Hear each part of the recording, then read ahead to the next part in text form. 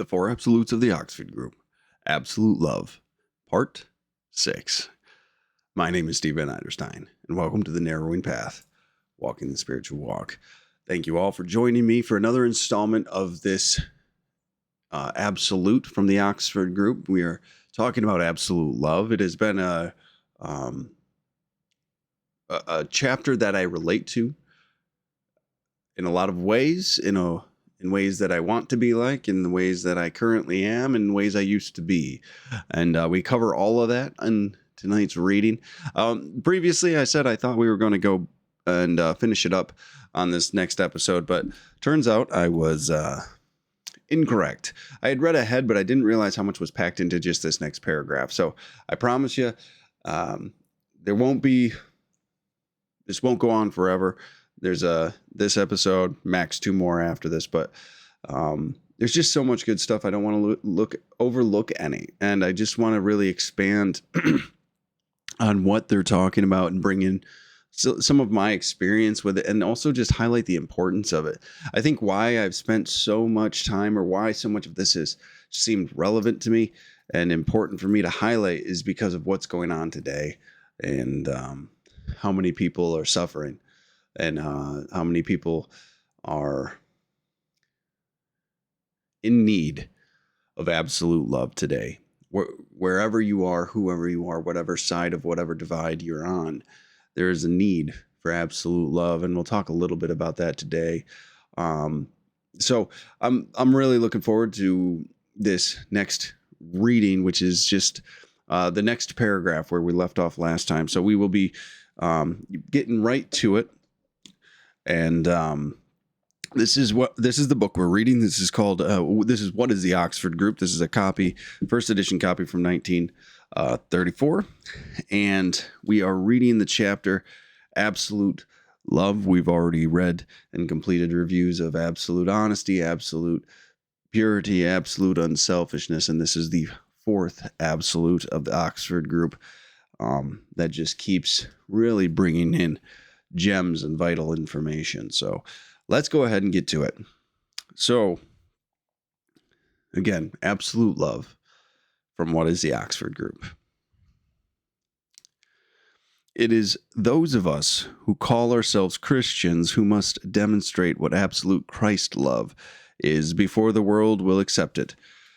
Who, whatever, or whoever we may be, must accept Christ's absolute love as the fountain from whence the essence of our being springs.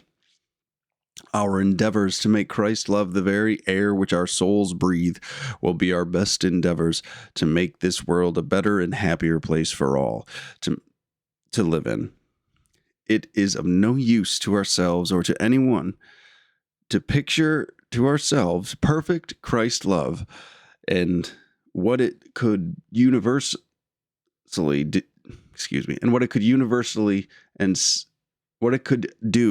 universally and say it is pleasant to think of, but impossible to use for the good of all. So why trouble about it at all? It will be our concerted efforts that will save us all from the unthinkable climax and unchecked class hatred may soon bring upon us. And unless real Christians determine now to give Christ's love full scope in their individual lives, what chance of peace is there for the whole world in the future? Sorry for stumbling over those words there, but so there we go. That's it. That is the reading. That's the one paragraph. Now, if you were listening along to that, you know why this paragraph has to get its own episode. It starts. This paragraph is a great summation of why I do what I do, why I'm publishing these episodes, why I'm talking about the things that I talk about, why I read the things that I read, because hopefully putting this good into the world can help in some way and help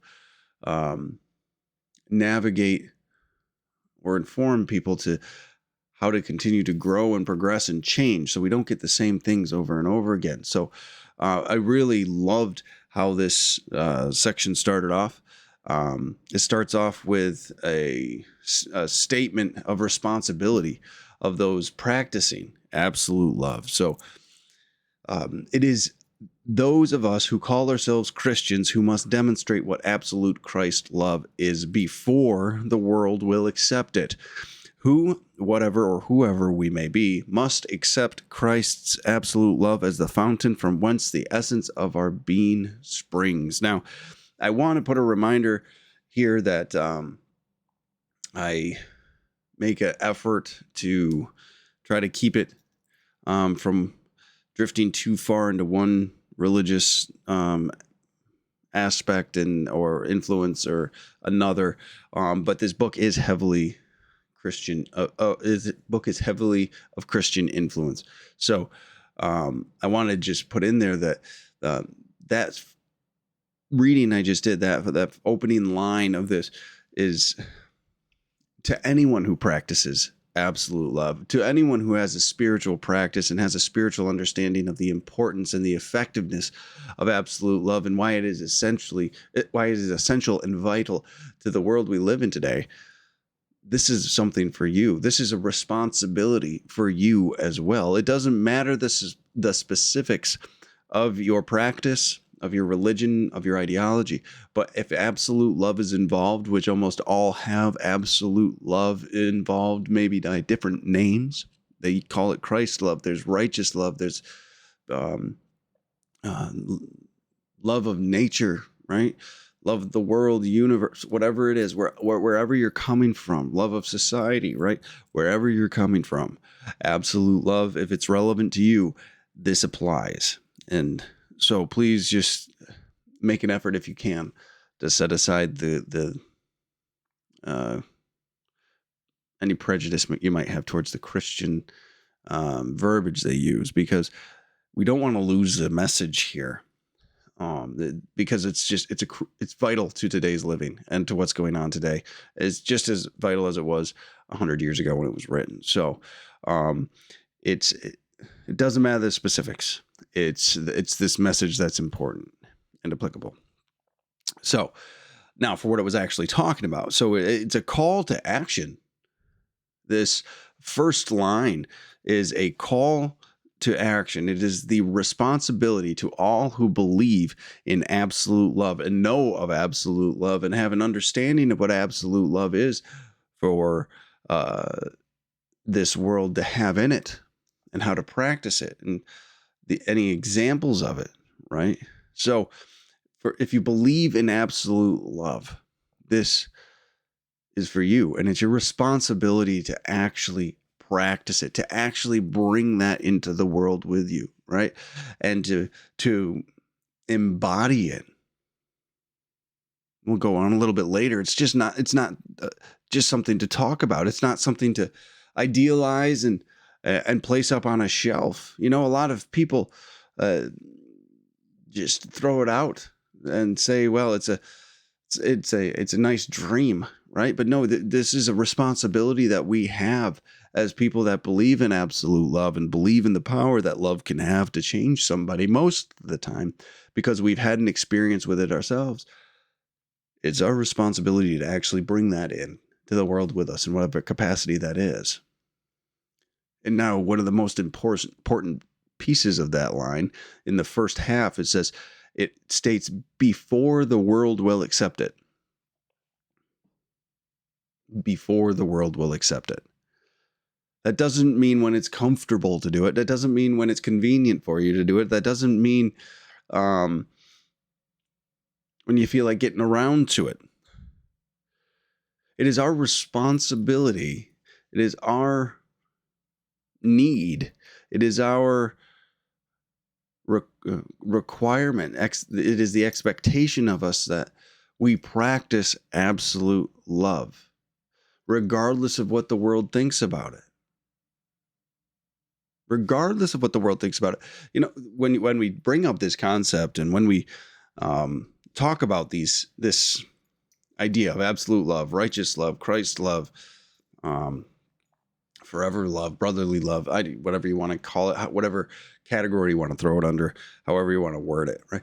It's something that many push away. Many will, it gets associated with Jesus Christ from the Bible, because he is said to practice these things most completely. He says Jesus Christ was the embodiment of absolute love in the way he was written about, and how he acted and the things he could do because of it, right? So in today's society, in today's way of being, the behavior of Christ is seen as almost weak sometimes, right? People pick on it. People will bring up the turn the other cheek. People will say that he was a weak person because he didn't stand up for himself. He was nonviolent. He did these things that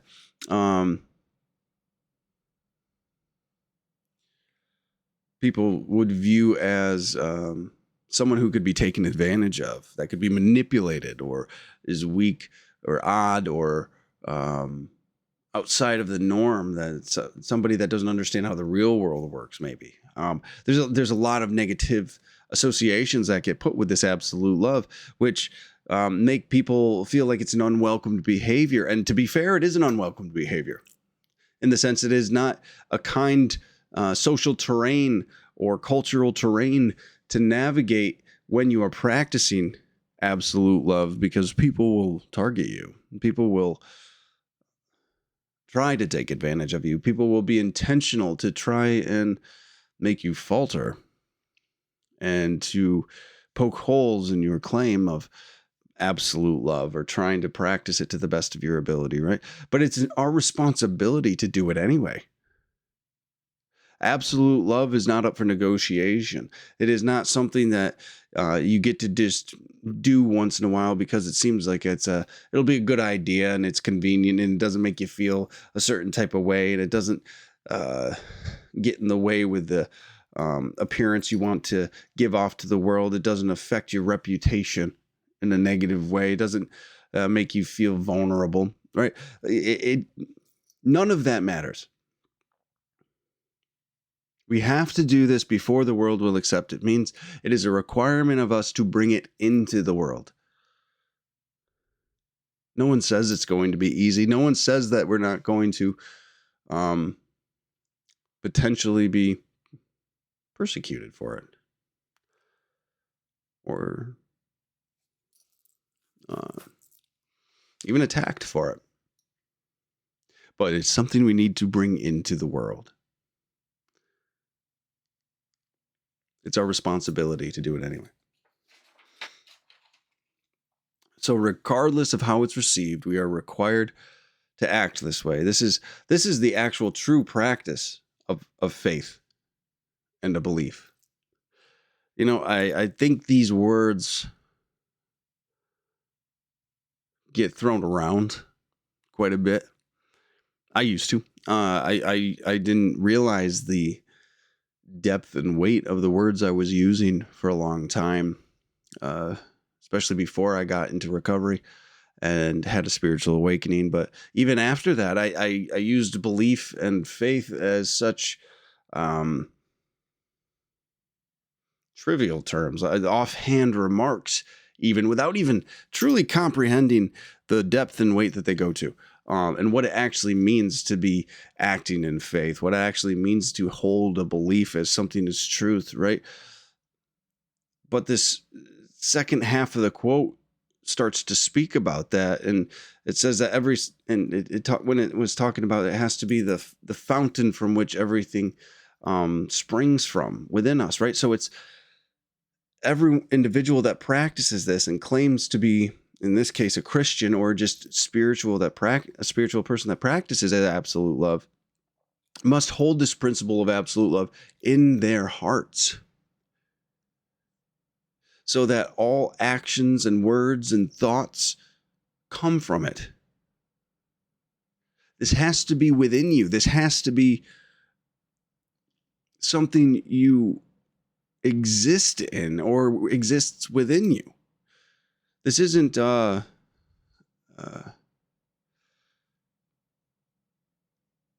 a day by day choice anymore. You know, I used to think a belief was just, I believe this is the right thing, so I'm going to fight my own instincts. I'm going to change. I'm going to fight my old behaviors. I'm going to try to do things in a way that I believe is right. Well, really, that's me saying I still want to act however it is I want to act.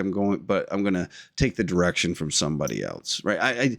That if I'm still trying to have old, non-loving, or selfish and self-centered behaviors, I don't believe what I'm actually saying yet. I don't believe the principle of absolute love. Someone told me it was a good idea, and I believed them maybe. So I did what they suggested I do, but it still went against everything that I was, right? So when I hold a belief to practice absolute love and I bring it into myself, right? It changes my heart and it changes my soul when I bring it into the place where things originate from. It's not about me anymore. When I bring absolute love in there, I become someone that can be genuinely of service. I become somebody that can be loving to all, and I don't have to force it. It doesn't feel hollow. It doesn't feel empty. It doesn't feel like it's a inconvenience for me to be loving towards somebody or to be helpful and of service to somebody, right? It changes your character when you truly accept a belief, especially of absolute love.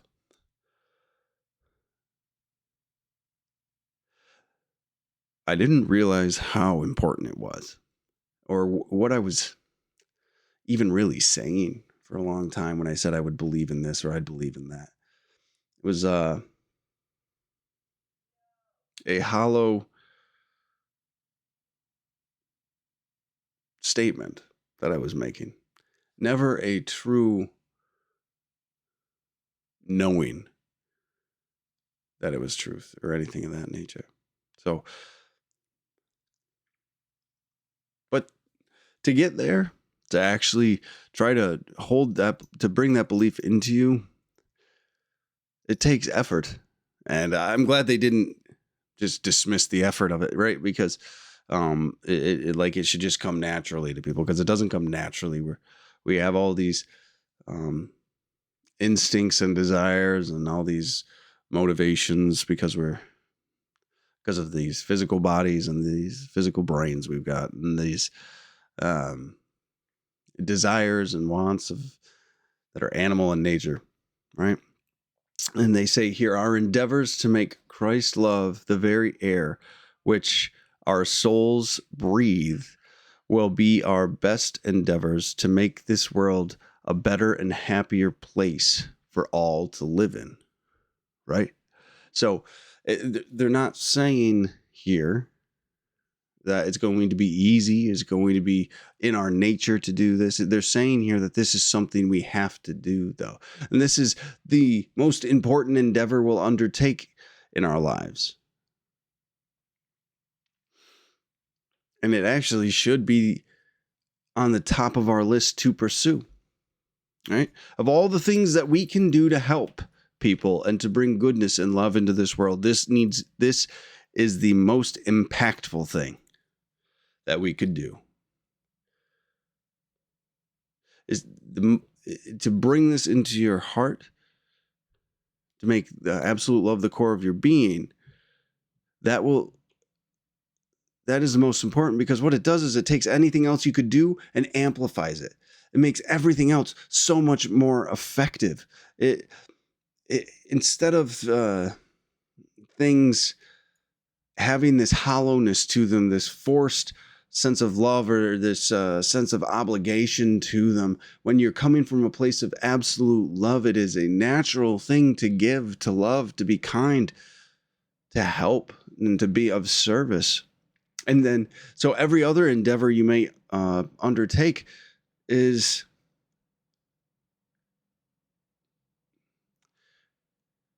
created in such a way that it's genuine, it's authentic, right? We talked last week about social services and the programs of the social services that just they feel so mechanical. They don't feel like people are handled as people. They're handled as cattle. They're handled as numbers and insurance claims and tax write-offs. Like it's not. It's just this uncomfortable gray area of it's we're helping you because we want to help you, but the reality of it is we're trying to make sure we keep the money going, or we keep this place open, or I get my paycheck, or whatever it is, right? There's so much to it that doesn't feel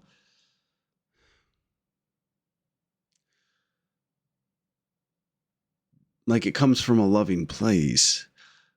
And people feel that. So when you come from absolute love, when you endeavor to put this into your heart and into your soul and function from there you connect with people so much more. People can feel that it's coming from a place of genuine desire to help and to be kind and to uplift, not because they're obligated to keep the numbers up. It is genuine. And what a beautiful thing that is, to be treated like a real human being, to be given the opportunity to receive true help from somebody because they are genuinely bringing it from a place of service.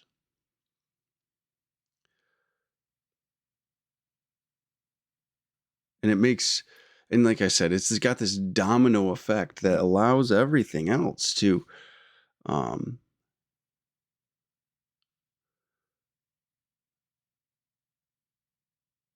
be exponentially more effective. This endeavor of putting absolute love in our hearts. It needs to be essential to our being too. Like I can't emphasize enough, it is not an optional thing, and it doesn't become something that just you do when it suits you. The author writes it as the air of our soul's breath needs to be absolute love. Now, I don't know a better way to actually illustrate that, right? We need to always be functioning from a place of absolute love, from a place that makes us able to be effective to help others, right? It needs to be always there. Our souls need to breathe it. It needs to be in our hearts. It needs to be at the core of our nature, is this absolute love, or Christ love, or righteous love, or whatever it is you would like to call it. It gets us out of ourselves, our selfish and self-centered ways, and lets us be of selfless service to another person, which I don't know about you, but I wasn't very good at for a long time. I didn't know that was possible. Like this whole concept I didn't know was possible. And I'll go into that a little bit more here in a second, but there's so many, well, I believe there's so many people that know this concept and understand its importance and the potential that it has, but they just dismiss it, right? And they talk about that here. The next line is, it is of no use to ourselves or to anyone. This is the one that I stumbled over a little bit in the reading. So it is of no use to ourselves or to anyone to picture to ourselves perfect Christ love and what it could do universally, and say it is pleasant to think of, but impossible to use for the good of all. So why trouble about it at all, right? We have to do so much more than just talk about it. We all know those people, or maybe we've been that person. I know I've been that person, and I've been surrounded by plenty of people that just sit around and they talk about this ideal fantasy world that will never come to fruition, that can never be, but wouldn't it be great if, and we should do this and they should do that, and if everyone just did this, and if then I could be this way. And then the conversation's done. It's never thought of again. Everyone returns to their selfish and self-centered ways, and no one makes any progress, and nothing's different. So a bunch of people will sit there and gather around and have a conversation about the importance of absolute love. And if everyone was coming from a place of absolute love, that the world would be a better place. But no one will do it. No one will even try to be a better person, to bring that selflessness and that absolute love into themselves and make an effort and endeavor to practice it. It's dismissed as a hopeless ideal that will never be able to come to fruition. But we'll discuss how it looks, even. We'll go into the specific details of it. We'll try to articulate it. Some people even come up with plans, and then they'll leave. I know from myself that I would do this. How it would actually look and function, and people would actually go into it, and they'd develop this picture and this image, this potential future where it could actually function, and then dismiss it like it's a pipe dream not worth pursuing. Like it's something that they're almost ashamed of acknowledging would be good. Right? That there's no reason to even try to discuss it or try to pursue it. It's just dismissed. And I know I would dismiss it. And we just go back to this old selfish and self-centered ways, and we're thinking about us. And what's interesting is when we talk about it in this way to entertain this idea that it's, oh, this would be grand, this would be great. It's almost an ego trip to sit there and try to picture it and try to figure out how it would function and how it would interact with the world and how the world would look, right? And it's almost this egotistical thing and prideful thing to say, look, this is how it could be. I know how it could function better, but the world can't, so I will not. It just sounds like excuses. It just sounds like a self-indulgent fantasy you're doing just to build yourself up. I know that's why I would do it. It would make me feel justified in some ways to say, hey, well, I know there's a better way to do it, but it'll never happen because people suck. That's what I would say, and then because I would dismiss it in that manner, that let me justify whatever it is I wanted to justify in this world, so I could get away with whatever it is I was getting away with, or felt like I was allowed to do whatever it is that I wanted to do.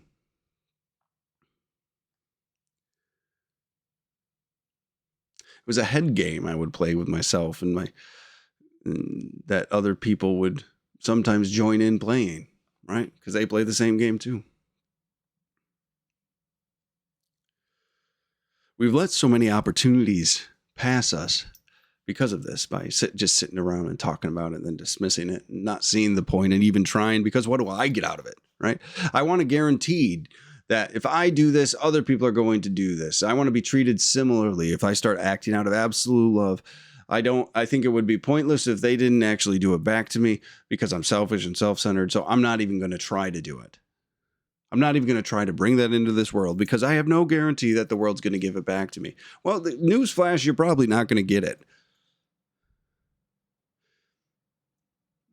And if you're thinking that way, you're still being the victim of the world. You're still letting the world dictate how you feel about things and how you want to conduct yourself and how you want to be. And you've given the world the power over you instead of taking your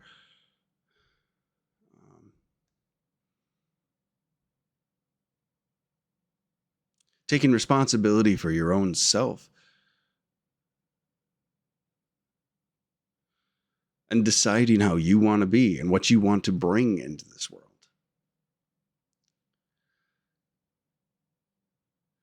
And everybody not everybody. I mean, that's a pretty sweeping thing, because I know people try. I know people do their best. I know I do my best now to actually do it. I know I make every effort to actually bring into this world today things from a place of absolute love, things from a place that would hopefully benefit people, and things that I think are coming from the right place without real thought or consequence to me. I try to do that as the best I can. So I can't say this is everybody. It was me for a while though. And it was many people that I've met that if they don't see the immediate payback for it, the immediate reward from doing something like this, they won't have the behavior. But like that first line said, we need to do it before the world accepts it. Because if we don't bring this into the world, it will never grow in the world for us to ever see it come back to us. And it's not our responsibility. It's not our entitlement to get that love from the world. We get that love from the God of our understanding, from the connection we have with a power greater than ourselves. And I don't care whether that's, the universe, Mother Nature, whether it's a deity, whether it's a Christianity or Islam or whatever it might be, whatever your practice is, whether you're an Eastern religion like Hinduism or Buddhism or whatever it might be, Taoism, whatever you are in service to is the place where you find that connection and that spirit of love and of absolute love. And you're supposed to, I truly believe it's our purpose and our responsibility is to bring that, to facilitate that absolute love being brought into this world through us. But we want to wait around instead for the world to give it to us. And then we might consider giving it back. Gosh, we are arrogant, aren't we? We are selfish, aren't we?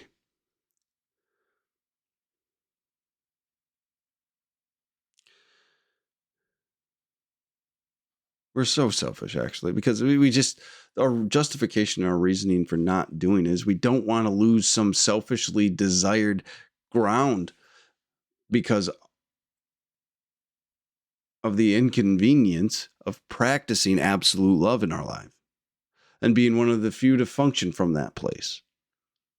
We don't want to be put at a disadvantage in this world because we've chosen to live a spiritual life and we've chosen to bring as much goodness as possible into this world and as much as love as possible into this world, that we might lose out on some opportunity for financial gain or for some recognition and some prestige. We're more concerned about our ego and our reputation and status and our materialistic gain than actually bringing the most valuable thing into this world, which is absolute love. We're so self-centered. And that's where the willingness really has to come in. That's where the open-mindedness and that just the attempt to do something different. Because with every choice comes sacrifice, right? And if you want to live differently, if you want different results, you're going to have to do different things.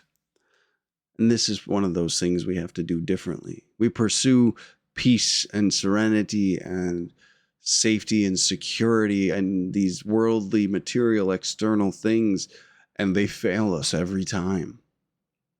But continue to search for them, for it in them, in this physical world. We do all the time. Saying that it's got to be out there when it was never out there. There's only one place to find it, and that's within yourself, through the connection to a God of your understanding. But that fear that we'll miss out on it drives us so much. That fear that we'll not be able to actually find that serenity, that peace of soul, as Emmett Fox calls it, is overwhelming to many. We have to be completely defeated a lot of times before we're willing to bring this in. That's why the Oxford group was what it was. It was for people that had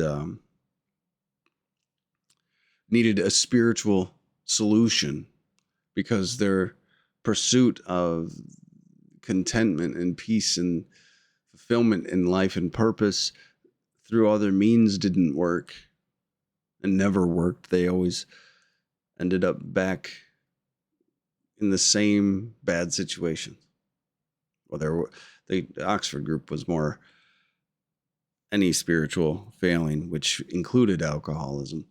Then Alcoholics Anonymous broke off on its own, and then therefore every other 12-step program, right? But it was a spiritual program, the Oxford group. So this was meant for anyone that had finally understood that the pursuit of the material will yield no fruit. And we have to remember that too. And that's why we don't want to do it. That's why we'll talk about it like this is some movie script that'll never happen, some utopia that will ultimately be our demise, that the human condition will never be satisfied with a time of peace and love and serenity. We almost have to dismiss it. Because if we don't, we have to understand that everything we've done up until that point is wrong. We've done in vain. We've done for the wrong reasons. And that could be too painful for some to actually acknowledge.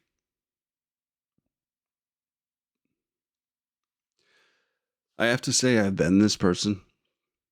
I was this person for many years who thought that there could be no genuine love in this world because we were too selfish of a animal to do that.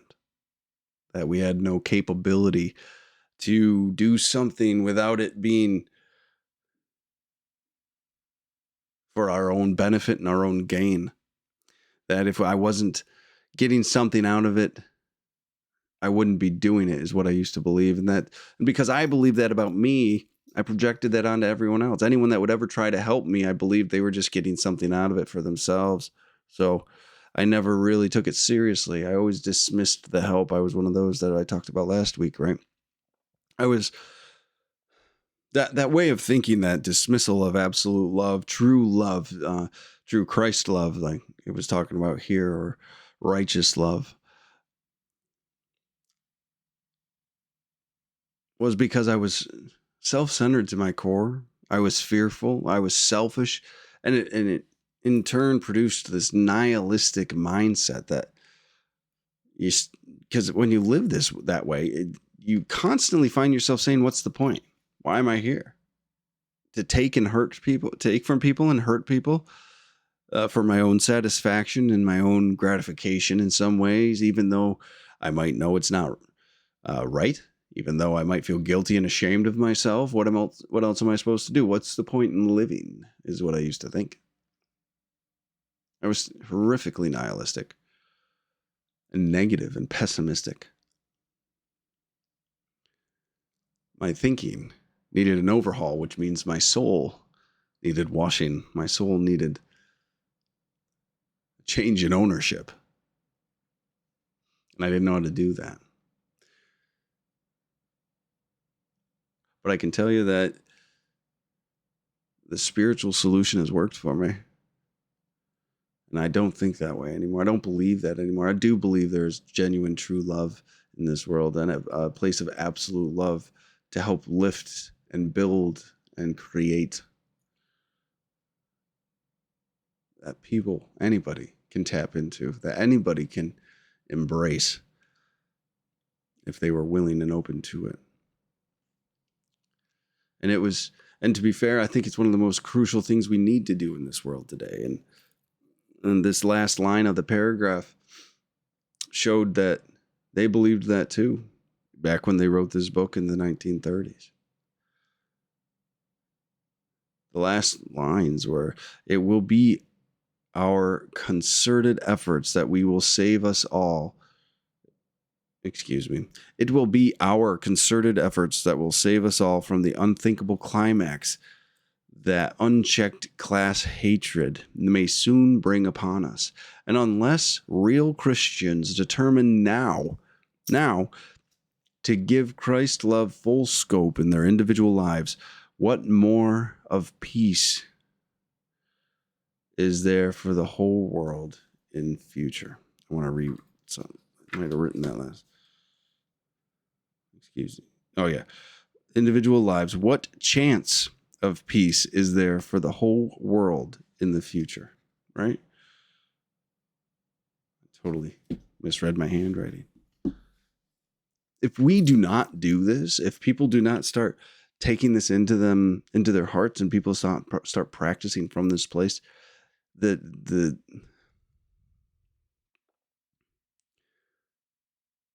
division's only going to get worse, right? It's up to us who actually believe that this is possible to bring it into the world. And not only is it up to us, not only is it our responsibility, is absolutely essential for this to happen, so we can help create a world where these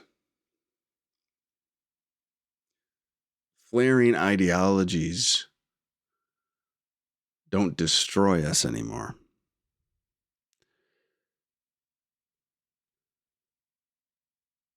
It's up to us to make the sacrifices needed to do this.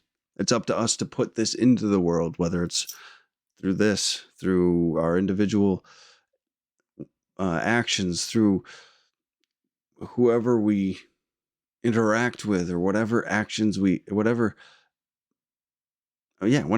actions in general we do, right? Even if it's just going to work, regardless of what the work you do, bring absolute love to it, right? We can't really delay any longer. This was written in the 30s. This was before World War II, when they were identifying the temperature was turning up, right? Where they were saying this needs to happen or there will be a catastrophe. And guess what? There was a major catastrophe. I do believe we are flirting with a pretty dangerous line right now all over the world, in different parts of the world. The only chance for peace in the whole world and in the future is for people to start bringing absolute love into it. To not function from a place of hatred and fear and manipulation and controlling, to not function from a place of selfishness and self-centeredness, but to come from a place of absolute love, of absolute integrity, of all of these beautiful things to help build a better foundation for this world to stand up on again. To not keep putting more and more tension and more division and make more and more sides and all of these split notions. All of these different parties, whatever it is, whether it's over race or ideology or sex or politics, religion, country. We have so many ways to divide ourselves, to separate ourselves, to isolate ourselves now, that people are forgetting we're here to love each other. We're here to grow. We're here to build. We're here to create. We're here to spread love and acceptance and peace. To create.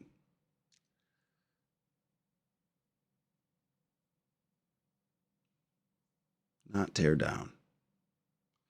Not to harm.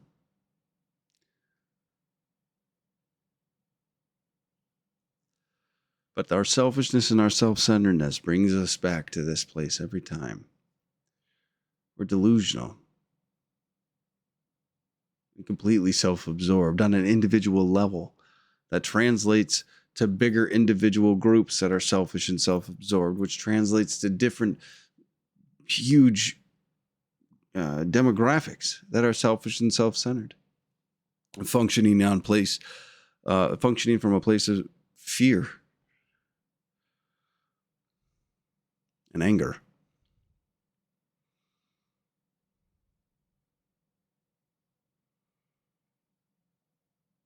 This class hatred is that they referenced here is still something that can tear us apart in a very real way.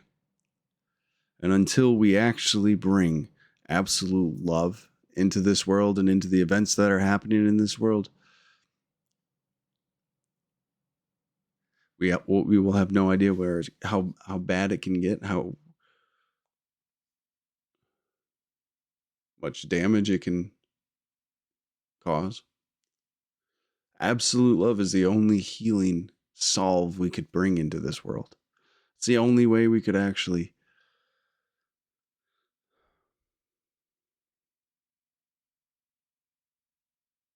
calm down these tensions. And the thing is, it needs to start with each one of us individually. It has to start with some personal accountability to bring absolute love with us wherever we go. To whoever we are dealing with, in whatever way that is.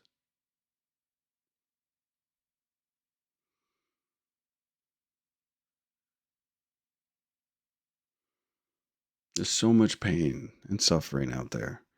Why should we contribute to that when we can bring hope and kindness and faith and joy and freedom and love in every interaction we have? We just have to hold it in our hearts and have faith that we are doing right when we act from absolute love. So, some really relevant stuff for this year, for these past years, for this moment, this immediate moment in time. The relevancy of this chapter and its need in the world today. I feel like I've been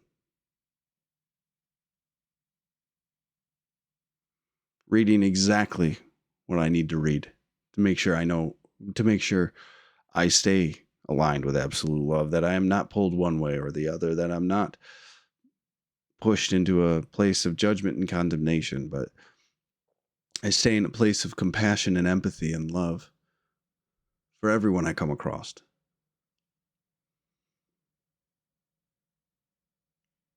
This chapter really has been something that's kept me grounded in a lot of ways. So I hope you found it beneficial as well.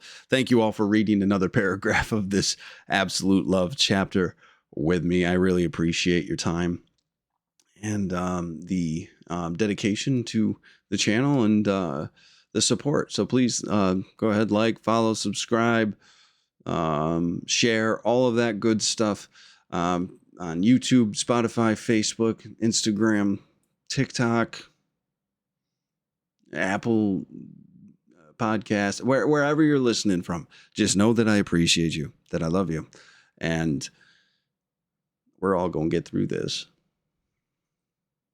And if we bring some absolute love into this world, into our hearts, and then into this world, who knows what we can do. So next week we'll do another. I think it'll be 2 more episodes after this. One more of a paragraph, and then the 2 paragraphs of the book. So we'll be chugging right away at it, and I'm looking forward to it.